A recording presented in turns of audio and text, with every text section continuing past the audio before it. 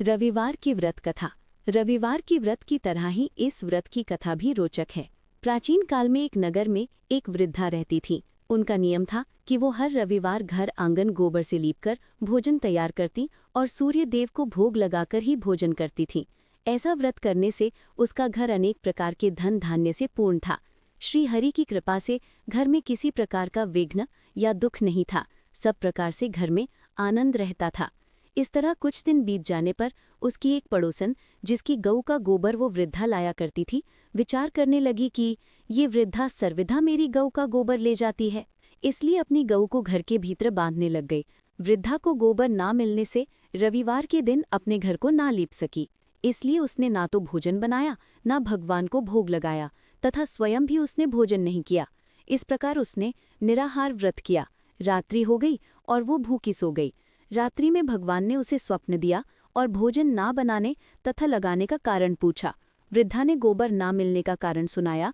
तब भगवान ने कहा कि माता, हम तुमको ऐसी गौ देते हैं जिससे सभी इच्छाएं पूर्ण होती हैं, क्योंकि तुम हमेशा रविवार को गौ के गोबर से लीपकर भोजन बनाकर मेरा भोग लगाकर खुद भोजन करती हो। इससे मैं खुश होकर तुमको वरदान देता हूँ, तुम्हारे दुखों को दूर करता हूँ तथा अंत समय में मोक्ष देता हूँ। स्वप्न में ऐसा वरदान देकर भगवान तो अंतर्ध्यान हो गए और वृद्धा की आंख खुली तो वो देखती है कि आंगन में एक अति सुंदर गौ और बछड़ा बंधे हुए हैं। वो गाय और बछड़े को देखकर अति प्रसन्न हुई और उसको घर के बाहर बांध दिया और वहीं खाने को चारा डाल दिया।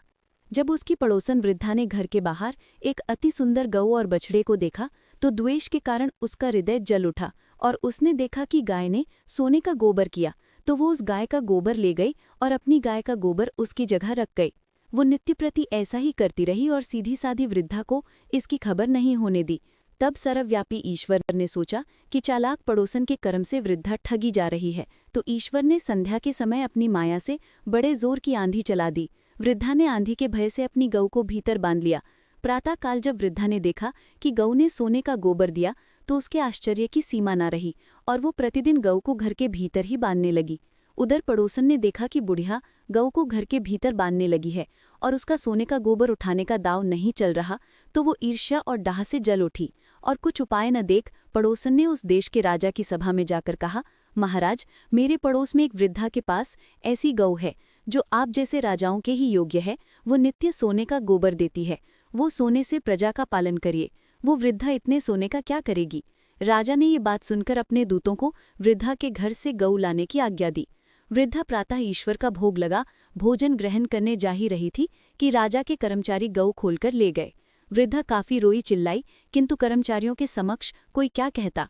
उस दिन वृद्धा गऊ के वियोग में भोजन ना खा सकी और रात भर रो रोकर ईश्वर से गऊ को पुनः पाने के लिए प्रार्थना करती रही।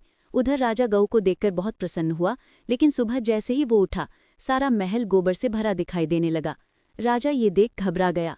भगवान ने रात्रि में राजा को स्वप्न में कहा कि ही राजा, गाय वृद्धा को लौटाने में ही तेरा भला है। उसके रविवार के व्रत से प्रसन्न होकर मैंने उसे गाय दी थी।